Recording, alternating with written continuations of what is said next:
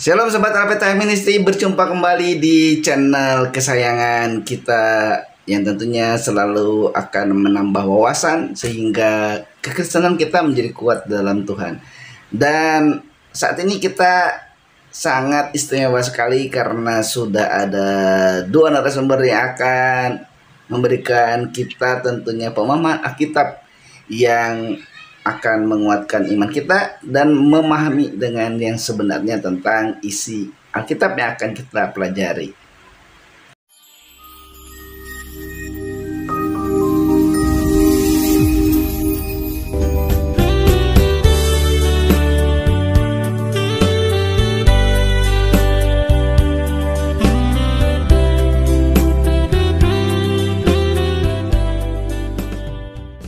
Baik, bersama saya sudah hadir Om Yan dan juga Bang Heri. Silakan Om dan Bang Heri menyapa pemirsa. Halo, Tuhan Yesus memberkati semuanya. Tetap semangat sampai Tuhan Yesus datang kembali. Ayo Bang. Nah, dimanapun kita jumpa lagi bersama-sama setelah sekian waktu tidak bersama, tapi ini istimewa bersama dengan Pendeta Yan Antoni dan juga Alfa dan saya sendiri, kesempatan yang istimewa untuk kita bersama-sama mendengarkan dari sahabat Alpeta. Shalom semuanya, Tuhan memberkati.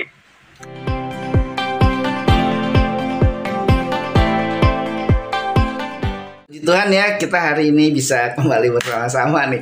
Wah, tentunya para Sobat Alpetra juga menunggu-nunggu ya, menantikan. Baik, kita langsung saja ke seri pemahaman Alkitab dalam kitab Injil Yohanes. Karena Injil Yohanes hari ini menjadi pembicaraan ya, dan sering didiskusikan baik di kalangan para pendeta, hamba Tuhan, dan juga banyak orang lah yang membicarakan ini. Nah, yang pertama saya ingin kita harus berulang-ulang kayaknya ya Om ya. Kayak sema ya, berulang-ulang terus, berulang-ulang kita mungkin kita harus menegaskan lagi nih. Mungkin Om bisa jelaskan Om dari Yohanes 1 ayat 1 itu bagaimana Om? Nah, itu Injil Yohanes itu memberikan jawaban terhadap siapa Yesus yang sebenarnya yang sudah dipaparkan di dalam 3 Injil sebelumnya, di Injil Matius, Markus, Lukas.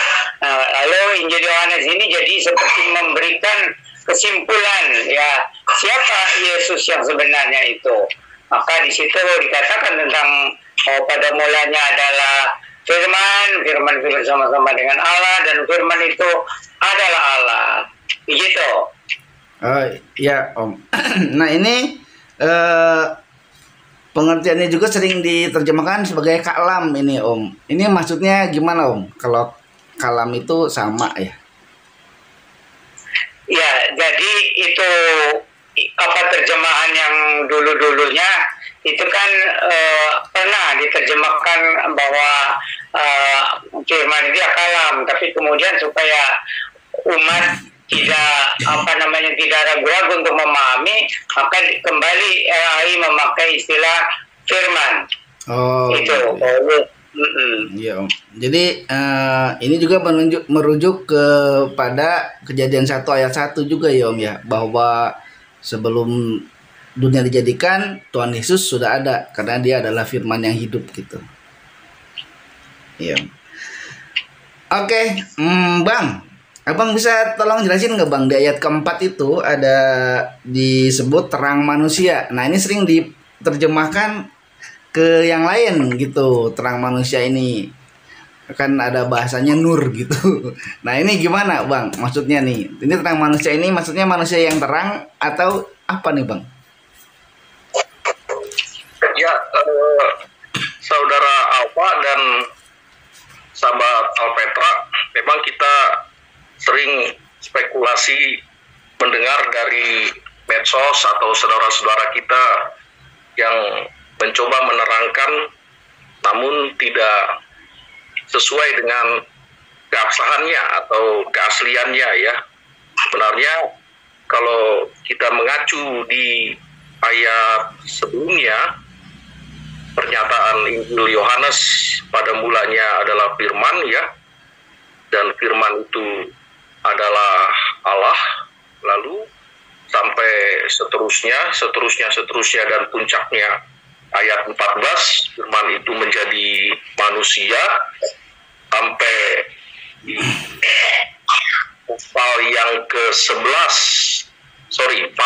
yang ke-9 saat Yesus berjumpa dengan orang buta sejak lahir, lalu memperkenalkan dirinya terang dan hidup. Ya, manusia sejak jatuh dalam dosa hilang kemuliaan dan tidak lagi ada di dalam dirinya terang, tapi Allah karena kasih ya siap memberikan pengorbanannya dengan janjikan Mesias di pasal 3 ayat 15, terkoneksi dengan pasal 1 ayat 1 Injil Yohanes, lalu disebut tadi oleh Kang Alpa ayat yang keempat, dalam dia ada hidup. Salah satu kunci di Injil Yohanes adalah tentang hidup ya, Allah yang hidup, Allah yang berkuasa, Allah yang datang menjadi sama dengan manusia, dan Allah yang menghidupkan di pasal 11 Lazarus ya. Dan Yesus memperkenalkan dirinya, aku adalah kebangkitan dan hidup, aku adalah terang hidup di pasal 9, memperkuat dirinya sebagai terang, sebagai kehidupan, aku adalah roti hidup di pasal 6 ya. Memperkuat ya, satu-satunya terang itu, satu-satunya kebangkitan itu. Nah, kemarin ada yang bertanya di channel kita ini, Alpetra, Yesus hanya sekedar utusan atau sekedar nabi. Tidak.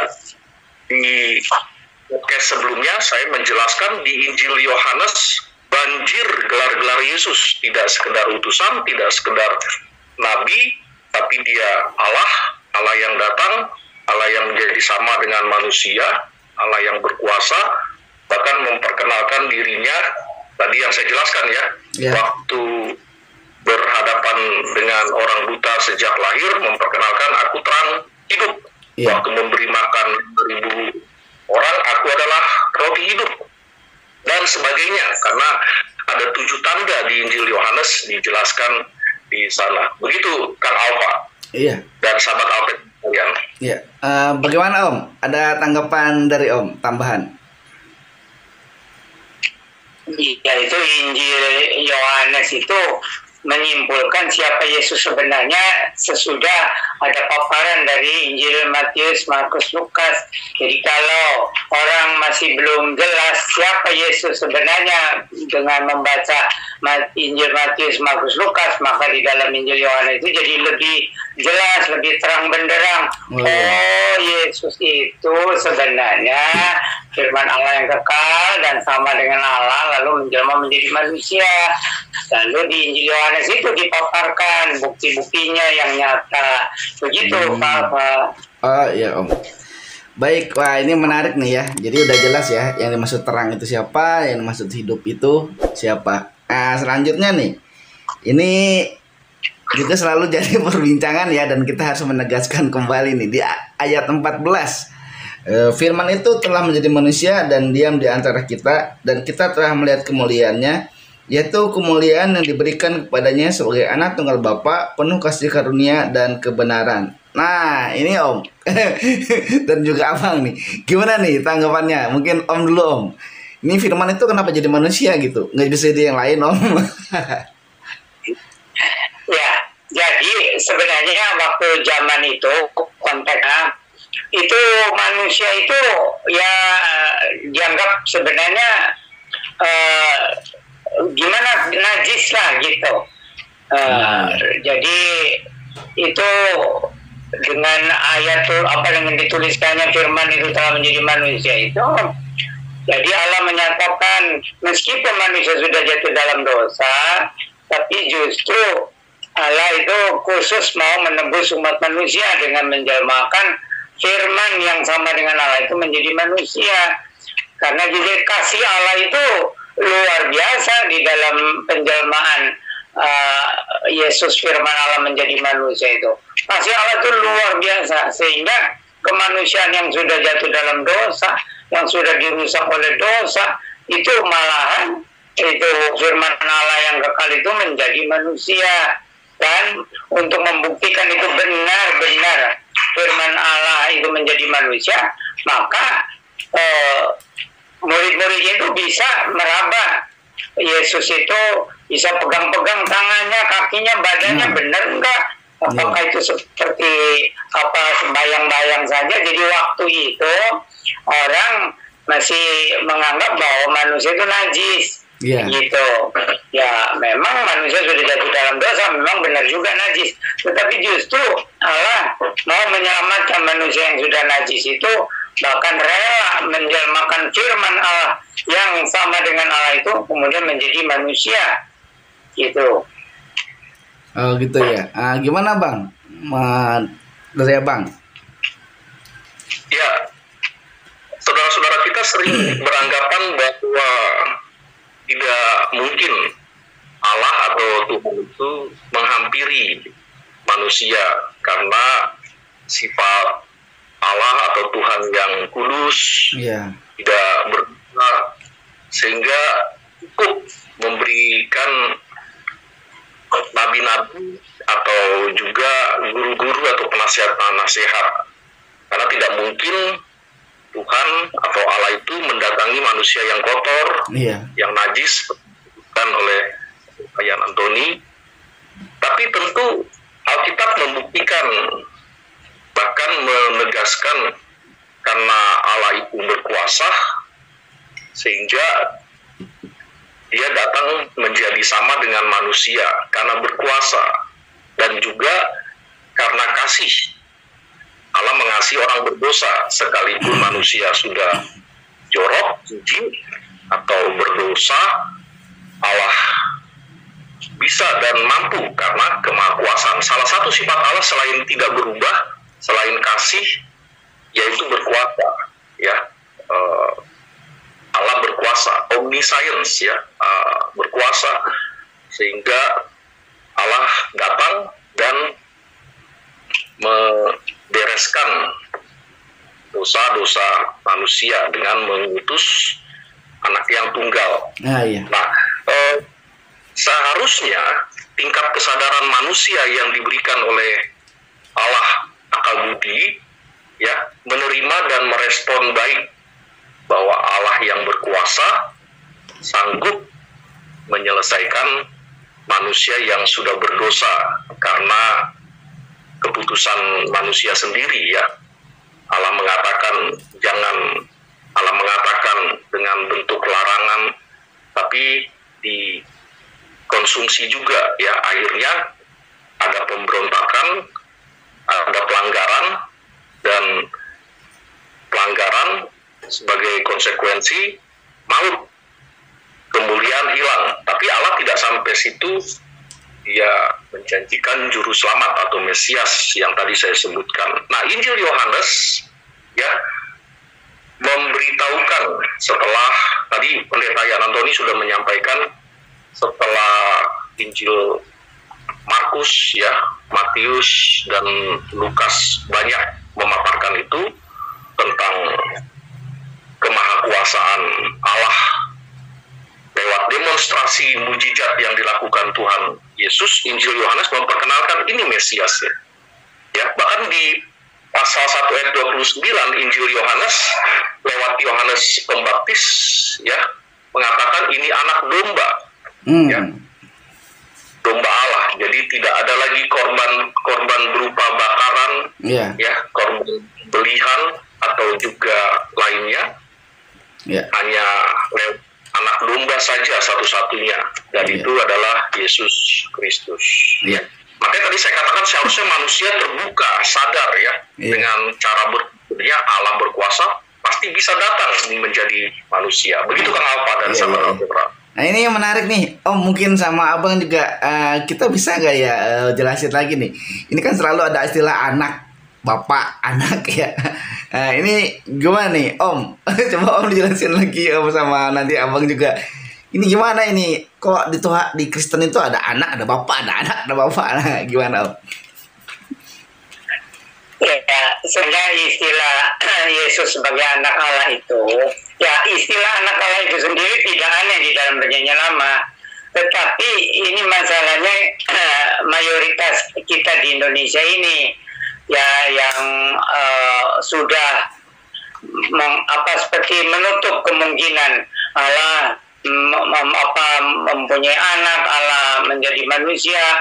Itu pikiran manusia yang membelenggu dirinya sendiri gitu. Jadi kalau manusia terbuka kepada kebenaran, sebenarnya ya cobalah membuka diri apa maksudnya gitu, dengan bahwa firman Allah menjadi manusia atau bahwa itu Yesus disebut anak Allah. Jadi belum apa-apa sudah menutup pikiran, menutup hati. Bagaimana bisa mengerti kebenaran Allah?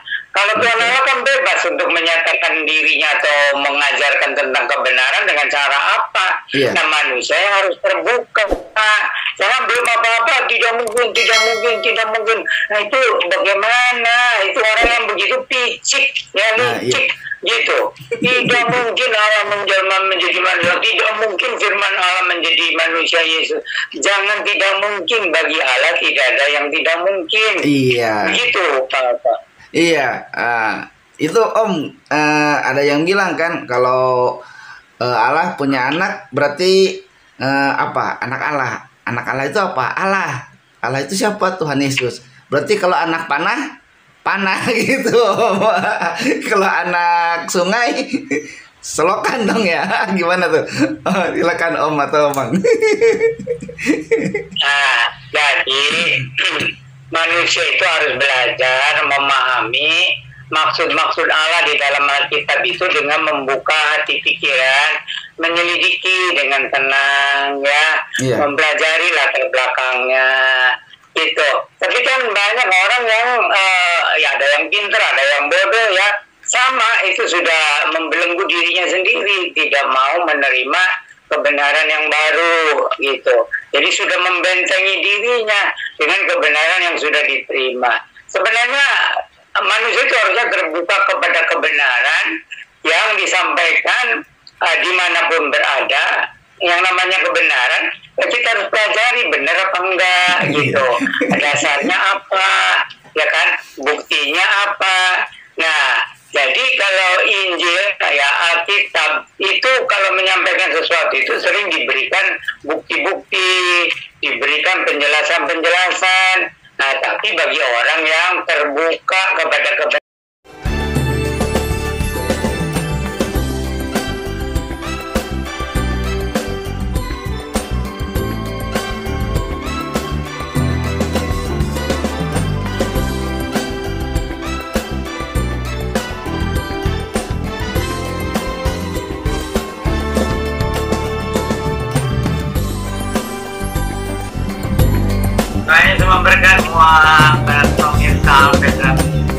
Tuhan Yesus berkati sahabat Ampetra dimanapun kita berada. Shalom. Di dalam kitab Maliaki itu ada keterangan tentang Bapa dan Anak yang kita lihat di sana. Nah, di Injil ya, karena begitu besar kasih Allah, maka Dia mengutus anak yang tunggal, Yesus. Ya, jadi ada banyak orang yang sudah menutup dirinya terhadap kebenaran yang baru, gitu ya, karena sudah diindoktrinasi. Nah, orang yang begitu ya susah untuk menerima kebenaran. Jadi saran saya supaya setiap orang terbuka kepada kebenaran, selidiki dulu. Simaklah baik-baik, renungkan dengan hati dan pikiran yang terbuka. Nanti bisa memahami istilah-istilah yang ada di dalam Alkitab, ya harus didasarkan kepada kebenaran-kebenaran yang sebelumnya yang ada di dalam Alkitab, baik perjanjian lama maupun perjanjian baru. Jadi kalau manusia sudah menutup dirinya terhadap kebenaran dari Alkitab, nah itu manusia sendiri yang akan menanggung akibatnya. Gitu. Nah, kalau terbuka ya hati pikiran terhadap kebenaran, Nah, itu kan nanti bisa disimak lagi, bisa dicerna lagi. Iya. Itu benar nggak ini dari Allah? Gitu. Iya. Atau gitu, Pak? Iya, Om. Baik, Sobat Alpetra Ministry, kita akan melanjutkan pemahaman Alkitab kita di Injil Yohanes, dan kita akan masuk ke Injil Yohanes pasal 1 ayat 19, dan saya akan bacakan dulu ya, Injil Yohanes 1 ayat 19 dan seterusnya. Dan inilah kesaksian Yohanes ketika orang Yahudi dari Yerusalem mengutus beberapa imam dan orang-orang Lewi kepadanya untuk menanyakan dia, "Siapakah engkau?" Ia mengaku dan tidak berdusta, katanya, "Aku bukan Mesias." Lalu mereka bertanya kepadanya, "Kalau begitu, siapakah engkau?" "Elia." Dan ia menjawab, "Bukan." "Engkaukah nabi yang akan datang?" Dan ia menjawab, "Bukan." Maka kata mereka kepadanya, "Siapakah engkau?" Sebab kami harus memberi jawab kepada mereka yang mengutus kami. "Apakah katamu tentang dirimu sendiri?" Jawabnya, "Akulah suara orang yang berseru-seru di padang gurun, luruskanlah jalan Tuhan, seperti yang telah dikatakan Nabi Yesaya." Nah, ini di sini ada yang menarik nih. Ini kenapa ya orang Yahudi dan orang Lewi itu kok mereka seperti penasaran ya nanyain siapa Yohanes. Ini gimana nih? Mungkin dari Abang bisa jelasin lebih dulu. Ya, terima kasih Kang Alfa. Seharusnya orang Yahudi dengan beragam kelompoknya ya, seperti Farisi, Saduki dan seterusnya, mengetahui sejarah leluhur atau nenek moyang. Yang kedua, menguasai kitab-kitab atau Torah, Fiim, Ketubim, karena terkait dengan Mesias ada di sana, terkait dengan Nabi yang akan mendahului Mesias ada di sana. Iya. Jadi, tidak perlu lagi menanyakan, mungkin memastikan, mungkin iya ya, dari yang dibaca oleh Kang Alfa. Iya. Nah, tradisi mereka rutin membaca, seharusnya sudah tahu siapa Mesias atau siapa yang mendahului.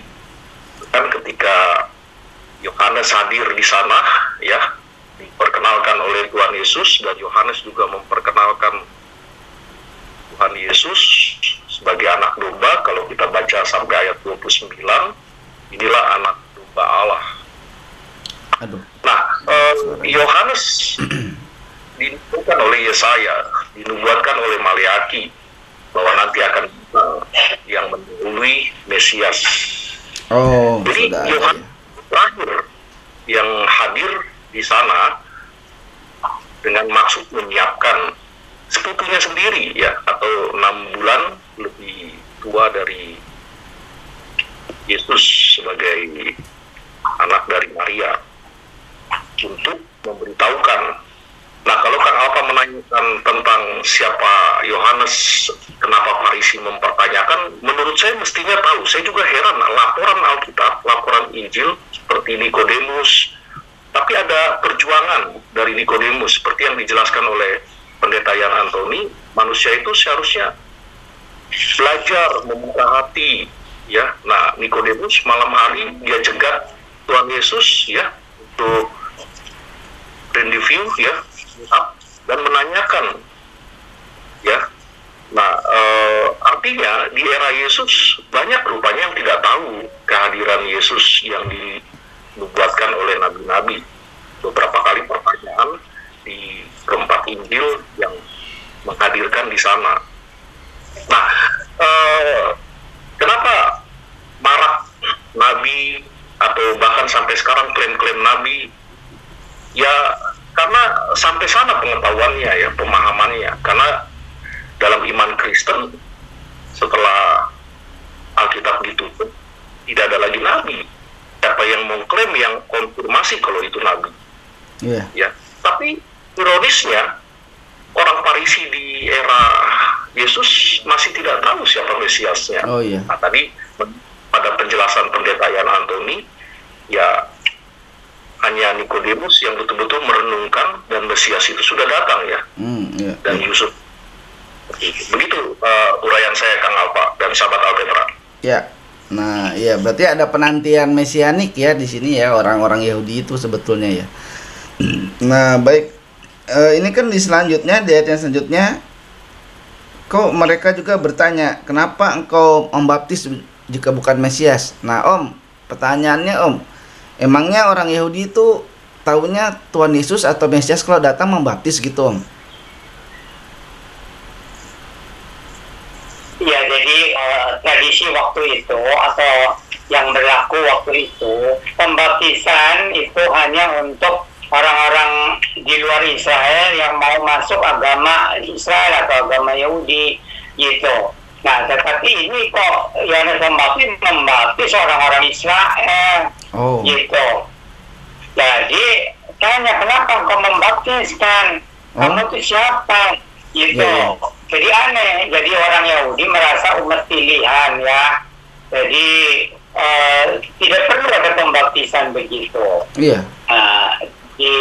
Lalu Yohanes Pembaptis ya kasih tahu, saya membaptis kamu dengan air, tapi nanti kalau dia datang membaptisnya dengan Roh Kudus dan api gitu ya. Itu memang dinubuatkan di dalam Perjanjian Lama itu tentang kalau Mesias datang ya adalah semacam pembaptisan itu di Yeremia berapa itu ya.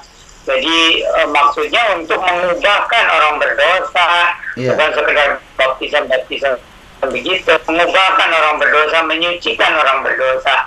Ya meskipun ya orang Kristen yang sudah lahir baru pun tidak sempurna, tapi setidaknya kalau orang Kristen yang sudah mengalami kelahiran baru secara rohani itu tidak akan jahat lah, ya.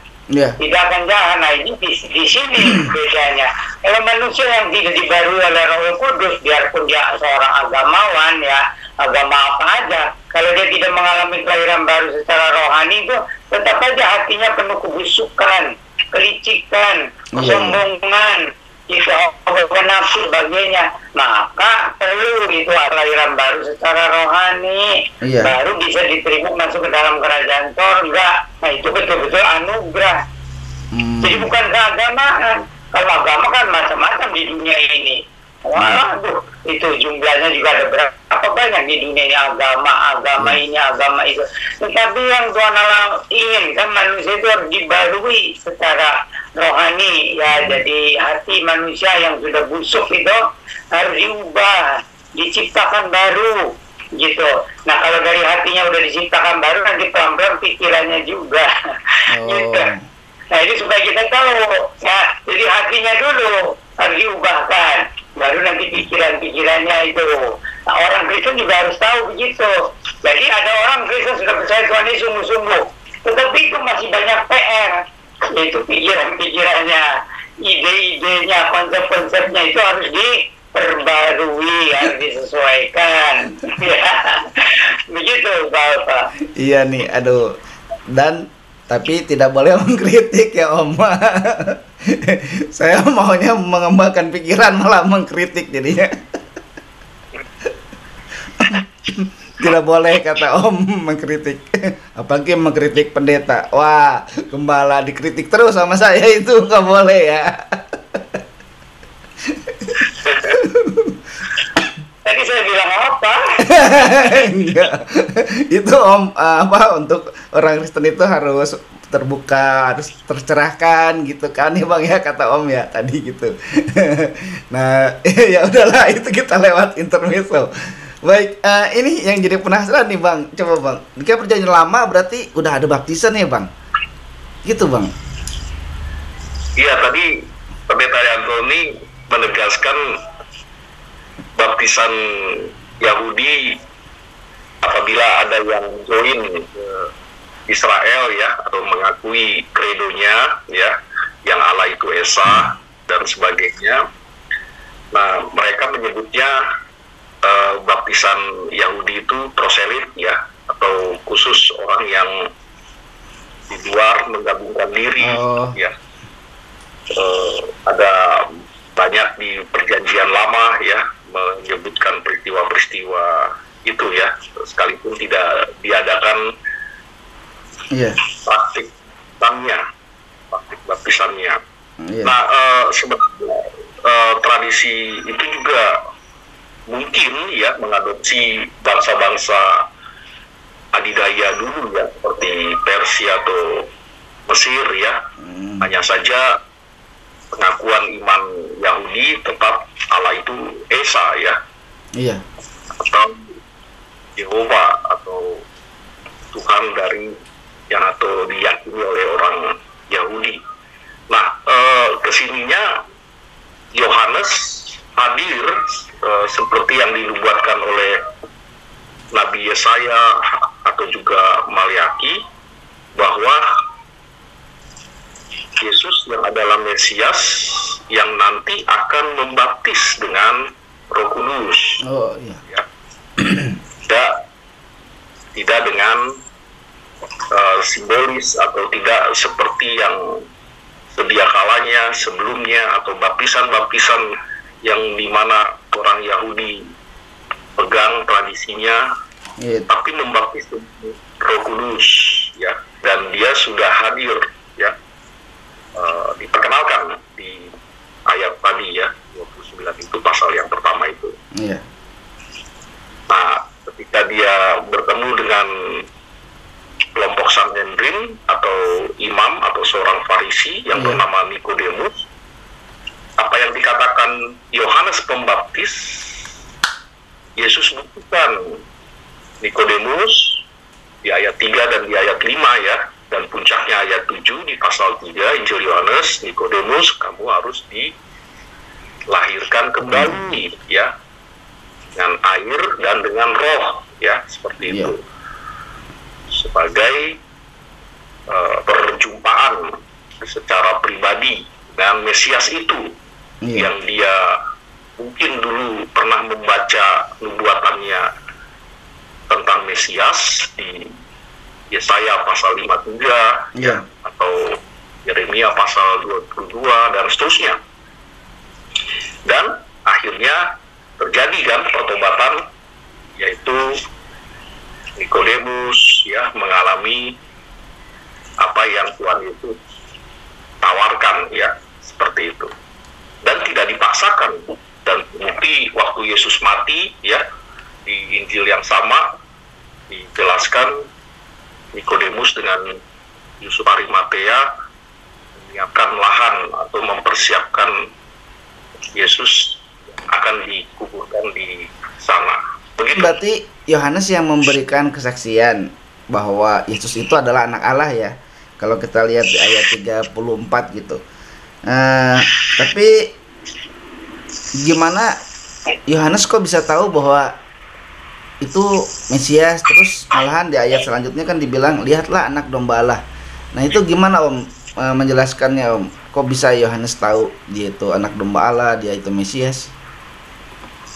Itu Yohanes Pembaptis itu kan nabi yang terakhir dari deretan nabi-nabi perjanjian lama, tapi ini masuk peralihan ke perjanjian baru. Jadi sebagai seorang nabi itu Roh Allah ya kasih tahu lah, ini ada tugas khusus kan untuk Yohanes Pembaptis untuk memperkenalkan Mesias yang dijanji-janjikan itu.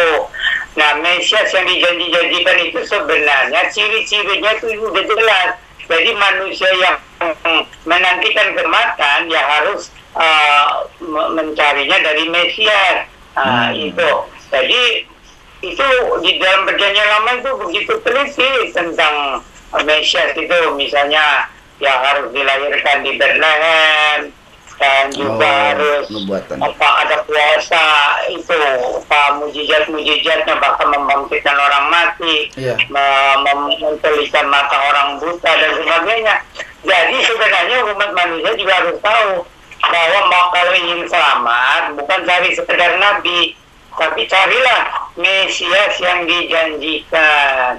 Itu karena itu sudah dipatoknya di situ, di perjanjian lama itu. Yang diurapi ya artinya yang diurapi ya Mesias itu yang diurapi. Jadi ini penting bahwa manusia di bangsa apa aja, kalau ingin selamat carilah yang diurapi sebagai Mesias itu ya, yang sama yang Mesias yang diurapi. Kalau tidak diurapi atau bukan Mesias, nggak ada keselamatan. Ada nabi, ada pengajaran, ya itu terserah. Tapi kalau maunya keselamatan yang kekal, ya harus dari Mesias yang dijanjikan itu atau yang diurapi itu. Jadi itu jelas Alkitab Perjanjian Lama itu. Yang dijanjikan itu bukan sekedar nabi atau dari bangsa apa gitu, tetapi Mesias yang diurapi sebagai penyelamat yang menggenapi Perjanjian Lama menjadi Perjanjian Baru. Itu ada pasalnya itu yang Perjanjian Baru. Di istilah Perjanjian Baru tetapi ada di Perjanjian Lama. Nah, gitu. Itu kayak kata rabi itu ya bang. Itu di Perjanjian Lama ada nggak bang kata rabi bang? Kata rabi. Iya. Ya, rabi kan bisa berarti guru. Di Perjanjian Lama nggak menggunakan istilah rabi ya, baru setelah pembuangan istilah rabi itu baru muncul ya. Seperti itu. Kalau mau memakai istilah imam untuk mengeksekusi kurban, iya, atau memegang keturunan Lewi, memegang alat-alat rumah suci ya, iya, rumah suci. Nah, baru setelah pembuangan istilah rabi itu muncul sehingga Yesus disapa rabi, seperti itu.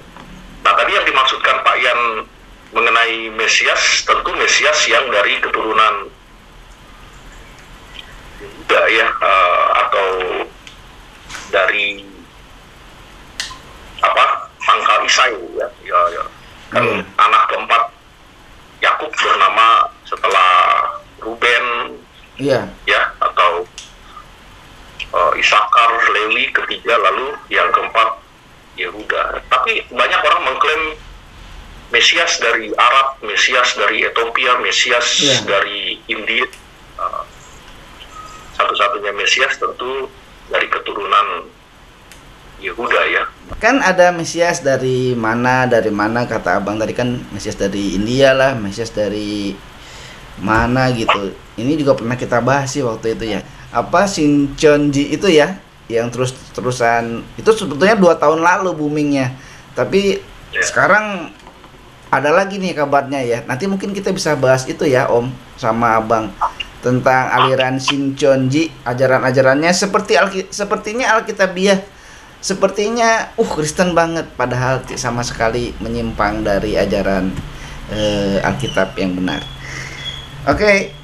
Ini yang mau saya tanyain lagi. Kalau kita baca di ayat 35 ya sampai ke 40 ayat 35 sampai ke 51 ya.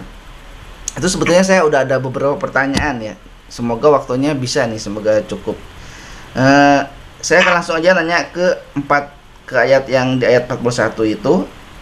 Andreas mula-mula bertemu dengan Simon saudaranya dan berkata, kami telah menemukan Mesias, artinya Kristus. Nah ini katanya ada kontroversi berdasarkan dari Injil Barnabas. Mungkin dari abang lebih dulu bang, gimana bang? Ya kalau referensinya Barnabas, saya kira tidak make sense sekali ya. Barnabas abad 17 ya baru muncul, sementara Injil pada umumnya berkisar di abad pertama ya.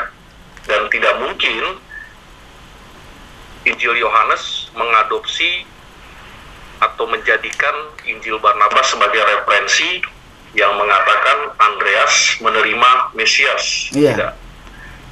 Referensinya tidak di sana ya. Seharusnya mereka belajar lagi seperti yang tadi pendeta Yan Antoni katakan, buka hati ya, aware dan melihat apa kata Alkitab yang sesungguhnya, seperti itu. Sekalipun Alkitab diwarnai dengan teks-teks atau kitab-kitab yang non-kanonik ya. Seperti tadi nampak Injil Barnabas. Injil Barnabas bukan firman Allah, bukan bagian dari rentetan 66 kitab atau firman Allah yang orang Kristen sejati meyakininya. Jadi maksud saya, sahabat Alpetra yang meyakini Injil Barnabas adalah firman Allah itu bukan Kristen sejati. Iya. Itu kalau bukan dari Alkitab PLPB yang 66 kitab kayaknya bukan. Yang Jackson nggak masuk akal kalau Injil Barnabas menjadi referensi Yohanes. Itu ibarat pesawat terbang di era abad pertama muncul di langit-langit. Masanya jauh sekali. Iya. Nah ini Om, ngomongin Mesias dan juga kata Kristus ini Om, berarti ada inian bahasa ya Om. Katanya Om, kalau bahasa Yunani nggak bisa berubah setitik pun ya Om ya. Itu baku gitu, beda dengan bahasa Ibrani ya Om. Kalau bahasa Ibrani kan bisa tanda bacanya berubah jadi berubah gitu. Tapi kalau misalnya bahasa Yunani Mesias atau Kristos ya Kristos aja ya Om, nggak bisa jadi Kristis atau jadi Kristus gitu ya Om. Misalnya Parakletos nggak bisa jadi Parakliti atau Pirikliti gitu, nggak bisa gitu ya Om kalau bahasa Yunani ya. Ya, bahasa Yunani, bahasa Ibrani itu harus ada ketepatan. Jadi melenceng sedikit sudah berbeda artinya. Oh iya itu tuh. Sahabat Alpetra yang mempelajari bahasa Ibrani dan Yunani ya, tadi kata Om salah sedikit artinya juga bisa beda lagi Om ya, salah bacanya mungkin atau salah tanda bacanya ya, jadi bisa salah gitu.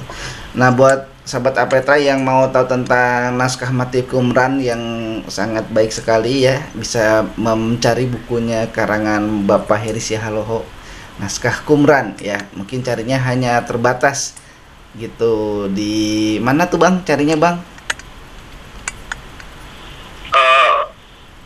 Kontennya ada di Google Drive kalau tidak salah ya. Oh gitu ya. Kontennya atau isinya ya. Tapi Google Drive kan lalu marketing sekali, paling 20 halaman, 30 halaman ya. Iya.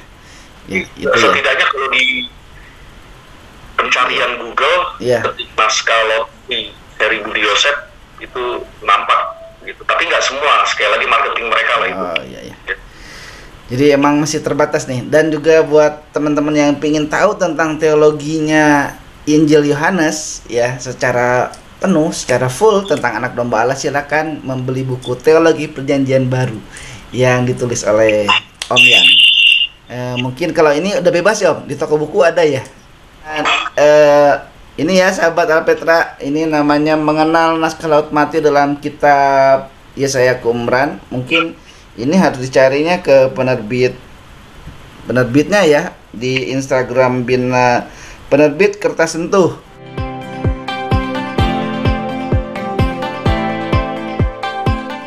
Ini kalau dari perjalanan perikop murid-murid yang pertama ini banyak yang unik nih, ada Simon, ada Andreas dan seterusnya gitu.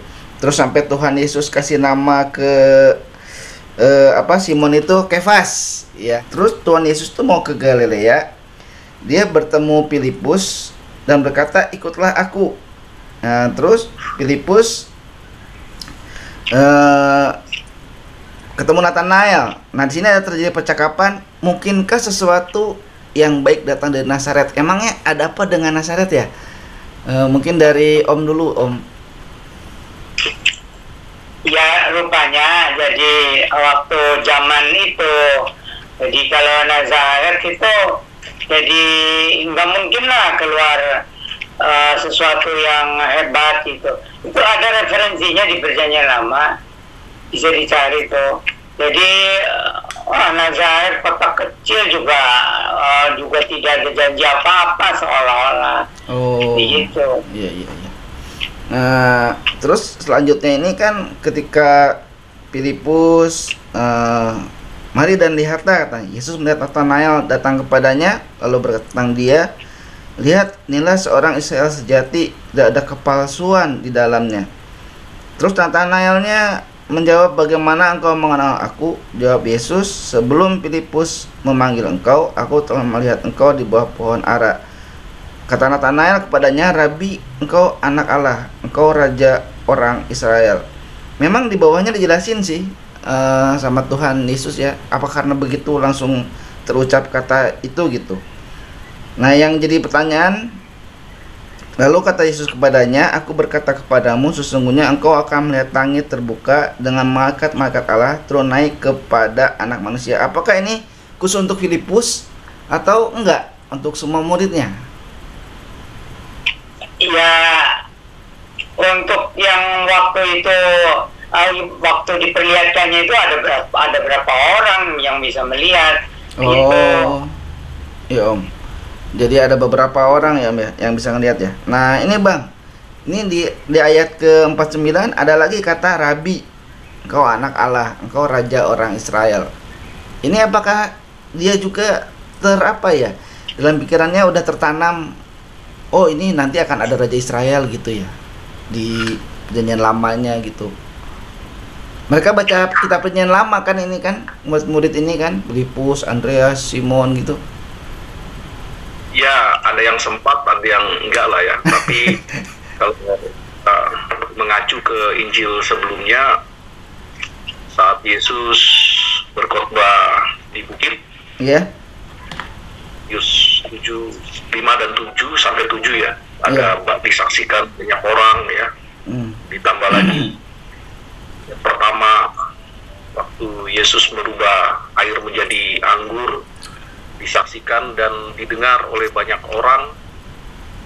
Ya, tadi saya menyebut mungkin ada yang memperhatikan atau mendengar dengan kehadiran Yesus mengajak mereka untuk menjadi murid, mulai dari keluarga Zebedeus ya, lalu sampai terakhir 12 murid dia pilih, bahkan disebut rasul ya kalau kita membaca Lukas pasal 6 11, 12 ya, sekedar murid tapi rasul ya, seperti itu.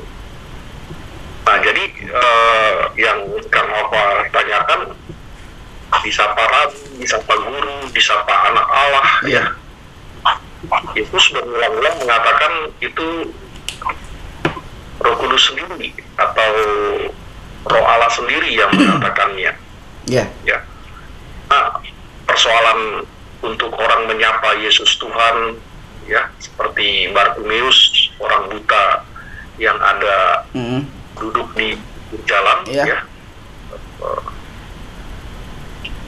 Dia menyapa, anak Daud kasihanilah aku. Nah, itu kan bukti bahwa dia sudah membuka dirinya ya.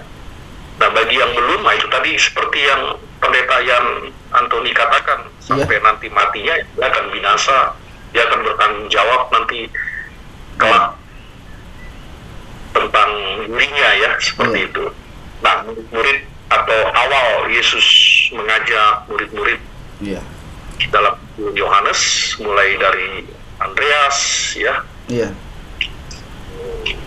Bartimeus ya, Nathanael atau juga Filipus, itu bukti bahwa mereka mungkin pernah mendengar saat Yesus berkhotbah, mengajar ya, saat Yesus mendemonstrasikan tanda pertama yaitu mujizat air berubah menjadi anggur, dan juga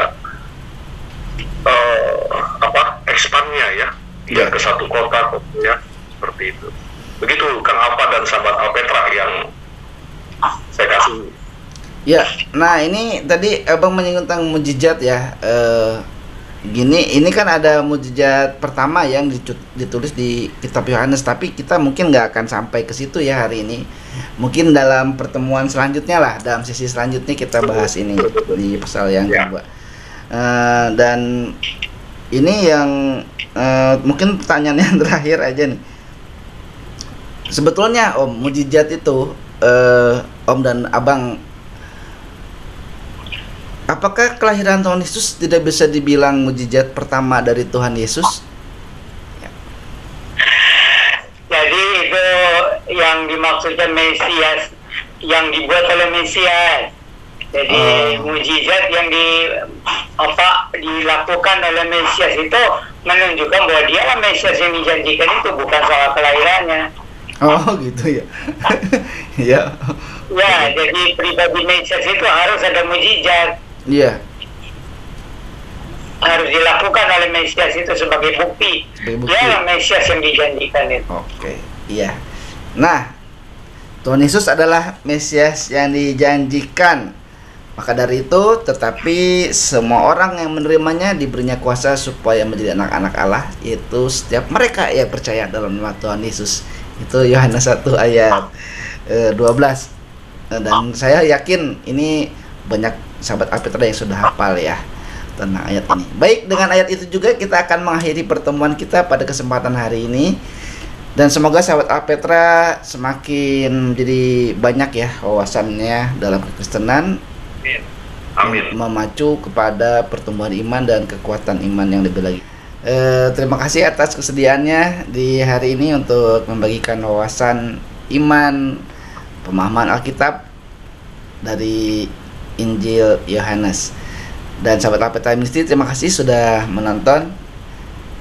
Tetap cinta Tuhan, cinta keluarga, jaga kesehatan. Shalom, Maranatha. Tuhan Yesus memberkati. Jalan terus, beli pilus. Kalau kamu serius, pinjamlah 100.